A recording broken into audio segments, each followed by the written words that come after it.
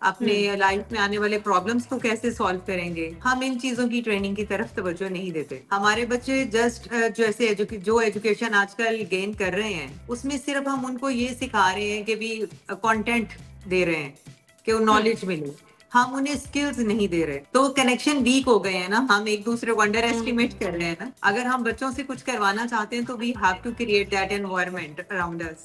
पहले खुद सेक्रीफाइस करना पड़ेगा, पहले खुद फोन उठा के साइड पे रखना होगा। टीचर्स की ट्रेनिंग करवाना चाहिए कि how they should treat the students. We need to give them respect, we need to give them active listening. हम उनको सुनते नहीं है, they don't have any platform to express their emotions and their problems, क्योंकि sometime हमारा aggressive जो treatment है उनके साथ, वो उनमें भी एग्रेशन और हाइपर एक्टिवनेस डेवलप कर रहा है। अस्सलाम वालेकुम जी, मैं हूँ अंबर उमर। आप देख रहे हैं कॉकटेल और कॉकटेल के शो में आप सबको खुशामदीद। लास्ट शो में हमने बात की थी पब्लिक स्पीकिंग में, और पब्लिक स्पीकिंग में हमने बात की थी कम्युनिकेशन स्किल्स। जी हाँ, कम्युनिकेशन स्किल्स बहुत इंपॉर्टेंट है, लेकिन उसके साथ साथ हमारे पास और भी स्किल्स हैं जिन पे हमें काम करने की बहुत ज़रूरत है। और स्पेशली अगर हम बात करें अपने एडोलेसेंस पे, यानी कि जो हमारे टीनेजर्स हैं, उनमें ये सोशल इमोशनल स्किल्स डेवलप करना एक जो ना क्रिटिकल पीरियड होता है जिसको इसमें डेवलप करने की ज़रूरत होती है।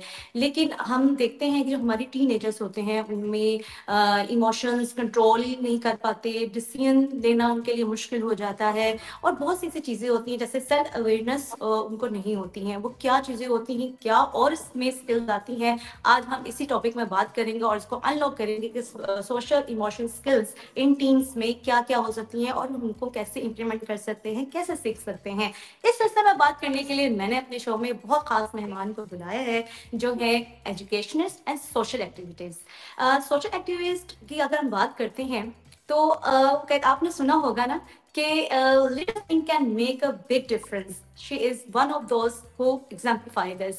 आइए वार्म वेलकम करते हैं मैम सुम्बल को। जी सुम्बल मैम, अस्सलाम वालेकुम। Assalamu alaikum, Amber. Thank you so much for inviting me on your show. It's real delight for me.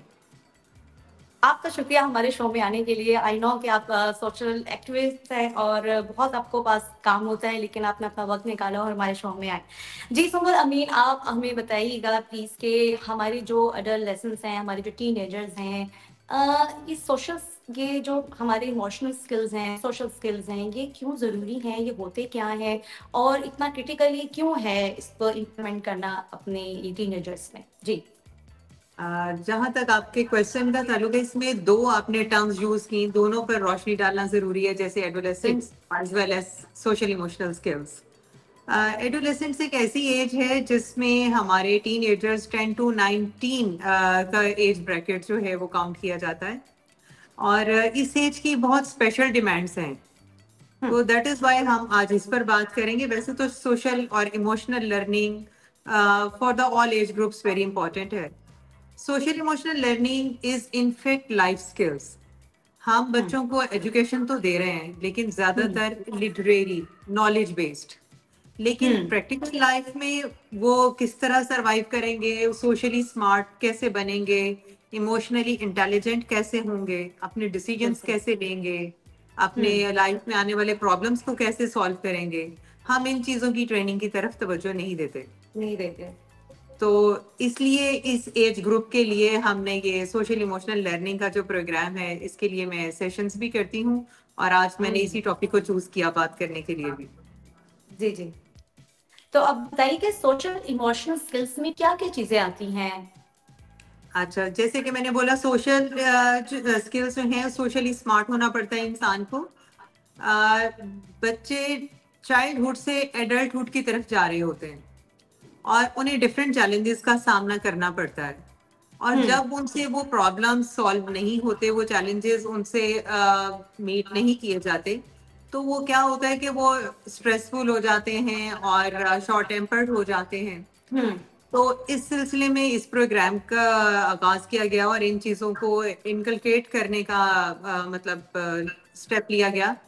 Social skills से मुराद है कि आप सेल्फ अवेयरनेस हो, आप सेल्फ कंट्रोल करना जानते हो, आप इमोशनली इतने स्ट्रांग हों कि अच्छे डिसीजन ले सकें, आपकी इंटरपर्सनल स्किल्स जो हैं वो डेवलप हों, जैसे कम्युनिकेशन है, जैसे टॉलरेंस है, जैसे कि प्रॉब्लम सॉल्विंग भी उसी का हिस्सा है, और जी। टीम बिल्डिंग है, लीडरशिप स्किल्स आती हैं इससे।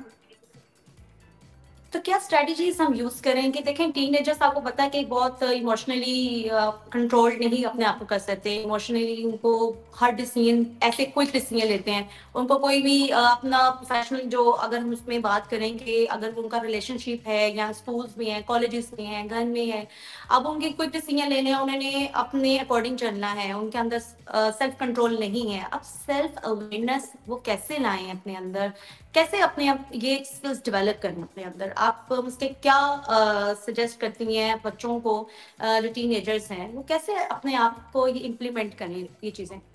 इनफैक्ट जो टीनेजर्स हैं ना, उन्हें सबसे पहले तो ये पता होना चाहिए कि वो कौन है, अपनी जात को पहचानना, बिल्कुल। और फिर उन्हें अपने रोल्स एंड रिस्पॉन्सिबिलिटीज की क्लैरिटी होनी चाहिए।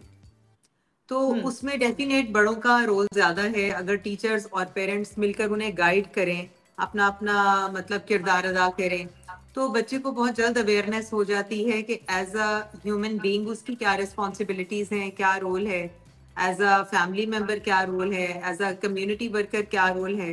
तो इससे ये होगा कि उसकी वेल राउंडेड पर्सनालिटी डेवलप हो जाएगी।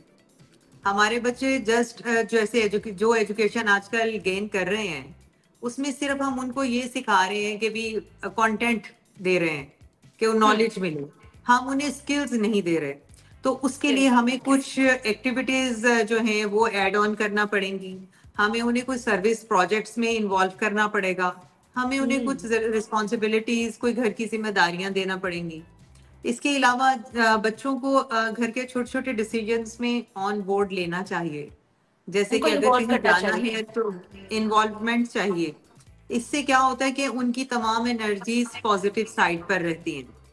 हम्म। इस एज में बहुत से चैलेंजेस होते हैं बच्चों को, जैसे कि उन सोशल मीडिया का आजकल आप देखती हैं कि बहुत इन्फ्लुएंस है, जी। पीयर प्रेशर है, बच्चों में एडिक्शन होने लगती है। उसकी वजह ये बिल्कुल। होती है कि हम उन्हें घर के कामों में इन्वॉल्व नहीं करते। नहीं हमारे करते। जहन में एज अ पेरेंट या एज अ टीचर यही है कि ये भी बच्चे हैं, लेकिन यही वो राइट टाइम है when they need to be involve in such activities.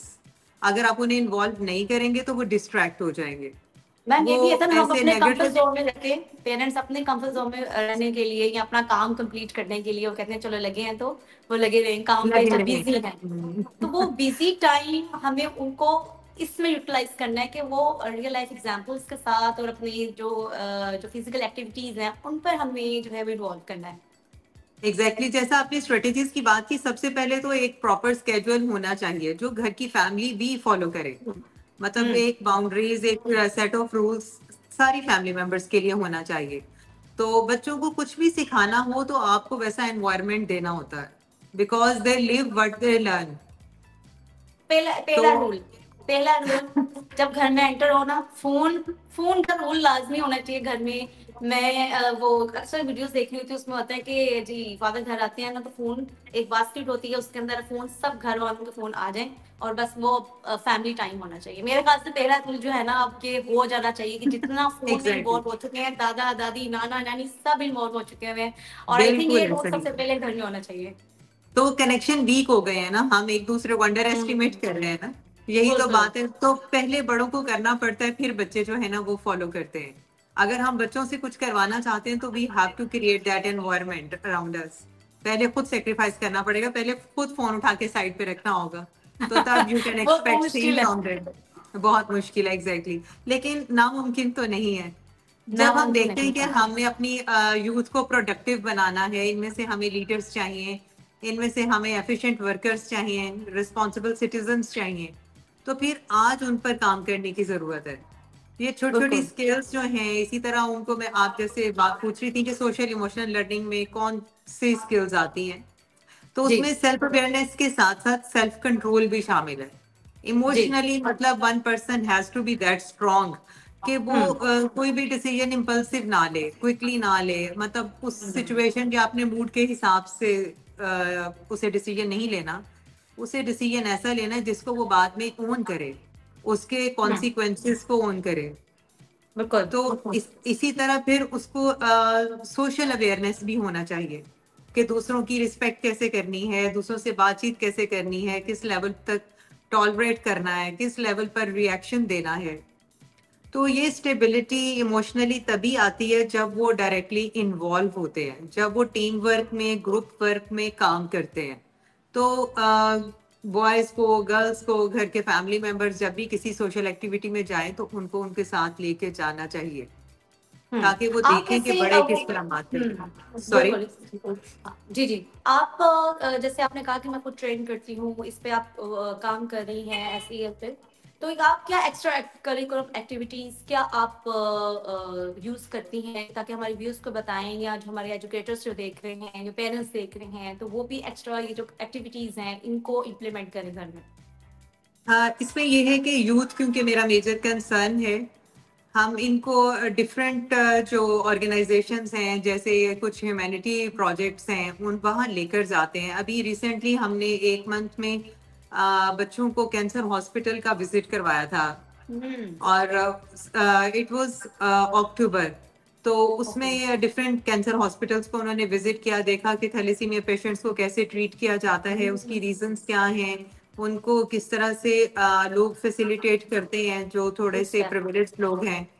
तो हम्म। ऐसे डायरेक्ट उन्हें फर्स्ट हैंड नॉलेज मिलता है और उनमें कोई एम्पैथी डेवलप होती है। फिर वो अपने लिए कोई गोल्स सेट करते हैं कि what they will do when they will be able to like spend something और स्पेयर सम चैरिटी। और इसके अलावा उन्हें ये पता चलता है कि अभी भी एज अ सर्विस, मतलब through services they can facilitate and contribute to the community. वो कोई सिर्फ अपनी जात के लिए नहीं है। Similarly, we used to engage them in tree plantation. उससे ये है कि उनका कम्युनिटी के साथ एक कनेक्शन बनता है, उन्हें एनवायरमेंट प्रॉब्लम्स का पता चलता है। Then we have also had a project with a welfare that is known as Abru Welfare. उसमें ये है कि वो ये जो रोजमर्रा का कचरा है इसको इकट्ठा करते हैं, उसको डिस्पोज ऑफ करते हैं, फिर उसमें से कुछ क्रिएटिव चीजें बनाते हैं।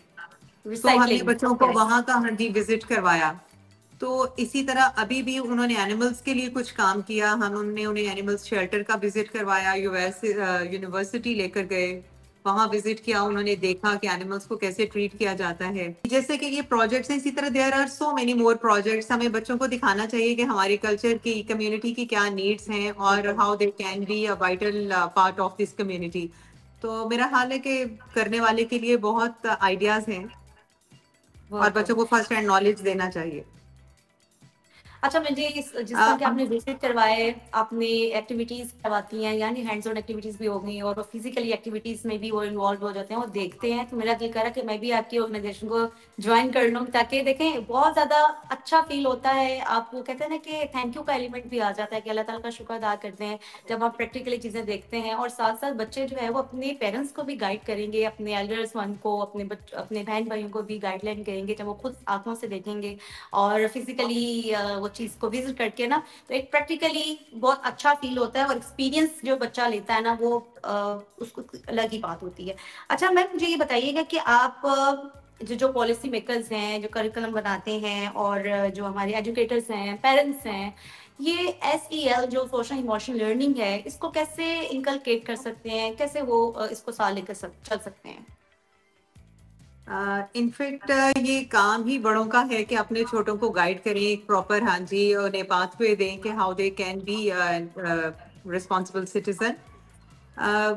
टीचिंग का जहाँ तक बात है, ये तो मुझे आई एम क्वाइट होपफुल के within few years it will be a vital part of our curriculum, hmm. Because without integrating these activities हम बच्चे की होलसम तो ग्रोथ कर ही नहीं सकते। क्योंकि जब तक ये चीज़ें पार्ट ऑफ एजुकेशन नहीं होंगी और डेली रूटीन में उनके शामिल नहीं होंगी तो चेंज विल नॉट बी अगर। सो अभी फिलहाल जो हम, मुझे लग रहा है कि टीचर्स की ट्रेनिंग करवाना चाहिए कि how they should hmm. Treat the students. We need बिल्कुल। To give them respect, we need to give them active listening. हम उनको सुनते हम्म। नहीं है, they don't have any platform to express their emotions and their problems. और yes. ये सबसे पहले तो हमें अपने टीचर्स को मजीद रिसोर्सफुल करना है कि वो यूथ को कैसे बिल्कुल। हैंडल करें। क्योंकि बिल्कुल समटाइम हमारा एग्रेसिव जो ट्रीटमेंट है उनके साथ, वो उनमें भी एग्रेशन और हाइपर एक्टिवनेस डेवलप कर रहा है।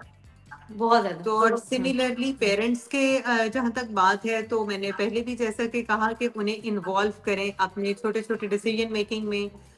शॉपिंग के लिए उन्हें खुद भेजें, let them take their decision कि क्या परचेज करना है और कैसे लेना है, और बाद में उसको एनालाइज करके और उन्हीं से पूछा जाए कि व्हाट डू यू थिंक, कि क्या ये चीज़ नेक्स्ट टाइम भी आप ऐसे करेंगे। सिमिलरली सोशल गैदरिंग से आने के बाद हम यूजुअली घरों में ऐसे कुछ गॉसिप्स तो करते हैं आफ्टर गेट टुगेदर।